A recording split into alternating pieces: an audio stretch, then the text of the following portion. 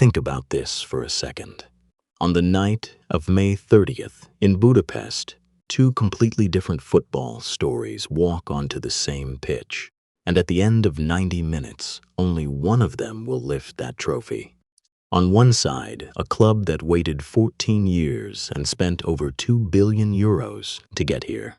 On the other, a club that waited 20 years just to come back. One squad alone is worth around $1.5 billion. And honestly, this isn't just a story about a final. This is the story of how two clubs reached the same night through completely different roads, and of why, when football looks back on the next decade, this might be the match it remembers most. So how did PSG get to this final? For that, we have to go back to the summer of 2011. PSG were a proud Parisian club with a passionate fan base, but they hadn't been French champions since 1994. Then a Qatar-based investment fund called QSI bought the club for around $75 million. And from that day on, nothing in Paris would ever be the same again. Ibrahimovic, Neymar for a world record 222 million euros. Then Mbappe and Messi, 11 League One titles in 12 seasons. At home, everything was going perfectly. But Europe was the rival that kept turning its back on them. 11 Champions League campaigns, 11 times PSG came home empty-handed. The 6-1 collapse in Barcelona in 2017, after a 4-0 first leg lead. The trophy that mattered most kept slipping away. Then came the 2024-25 season. This time, PSG built around a young, hungry, fast team. Luis Enrique took the bench. They beat Inter Milan 5-0 in Munich. And 14 years after the project began, PSG were finally lifting the trophy they had been chasing since day one. PSG's road was paved with money. Arsenal's road came from a very different place. In May 2006, Arsenal played their first Champions League final ever against Barcelona in Paris. Despite an early red card, Sol Campbell put them ahead. Then, in the 76th minute, Eto'o equalized. 4 minutes later, Belletti scored the winner. Barcelona lifted the trophy. And after that night, Arsenal would have to wait 20 long years to return to the same stage. The Emirates Stadium move brought huge debt. Wenger's later years passed without a Premier League title since 2004. Then came December 2019, and Arsenal made a choice many thought was risky. Mikel Arteta, a former captain, Guardiola's former assistant. Year by year, the team came back. And in May 2026, after 22 years, Arsenal were champions again. Now only one trophy was missing from their cabinet. But let me tell you something. This final is really not your ordinary one. These two teams have actually been here before, just not in the final.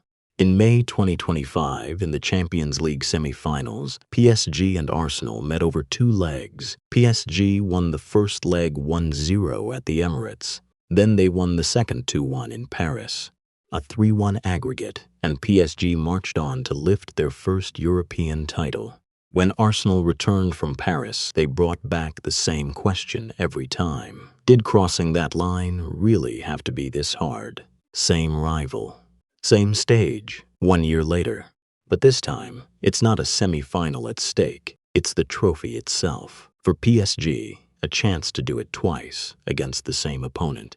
For Arsenal, a rematch they've been waiting for since the moment they walked out of the Parc des Princes last spring. And honestly, knowing each other this well can sometimes be less of an advantage and more of a trap. Hearing that a final is worth $1.5 billion might sound strange. But hold on, let me explain. The PSG squad walking out in Budapest is valued at around $1.4 billion by market analysts. Arsenal's squad is worth a similar number, possibly even slightly higher. Put both teams on the same pitch, and for 90 minutes, you're looking at a talent pool worth over $2.5 billion running across the field. But the money side of the story doesn't end there. PSG since the QSI takeover, have spent over €2.27 billion on transfers, one of the largest investments in football history. At Arsenal, things went in the complete opposite direction. They were rebuilt slowly, through academy players like Bukayo Saka, smart signings like Declan Rice and Martin Odegaard, and patient long-term planning. Two completely different ways to build a team, meeting on the same field. And honestly, as a football fan, we rarely get to see two philosophies this opposite collide for the same trophy.